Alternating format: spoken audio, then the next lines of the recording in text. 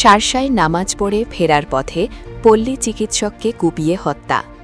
যশোরের শার্শা উপজেলায় নামাজ পড়ে বাড়ি ফেরার পথে দুর্বৃত্তদের ছুরিকাঘাতে এক পল্লী চিকিৎসক নিহত হয়েছেন। বৃহস্পতিবার রাত 9:30টার দিকে উপজেলার গাতিপাড়া গ্রামে এ মর্মান্তিক ঘটনা ঘটে। নিহত আলামিন নাভারনের কুলপালা এলাকার রফিকুল ইসলামের ছেলে। তিনি স্থানীয়ভাবে চিকিৎসা সেবা দিয়ে আসছিলেন বলে জানা গেছে। ঘটনার সময় তিনি নামাজ আদায় শেষে বাড়ি ফিরছিলেন। পথে একদল দুর্বৃত্ত তার উপর হামলা চালিয়ে ধারালো অস্ত্র দিয়ে কুপিয়ে গুরুতর জখম করে পালিয়ে যায়। খবর পেয়ে পুলিশ ঘটনাস্থলে পৌঁছে পরিস্থিতি নিয়ন্ত্রণে আনে এবং আলামত সংগ্রহ শুরু করে।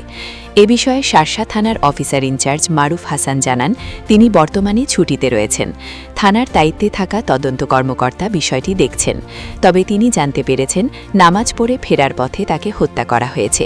অন্যদিকে থানার ইন্সপেক্টর তদন্তক শাহ আলম বলেন, তিনি ঘটনাস্থলে পৌঁছেছেন এবং বিস্তারিত তথ্য সংগ্রহ করা হচ্ছে।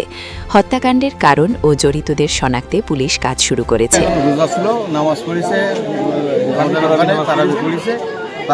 ও বাড়ি আসছিল, রাস্তা ওর বাসার একটু মনে হয় 200 থেকে 300 দূরে ওই কারা ওরা মেরে ফেলাই রেখে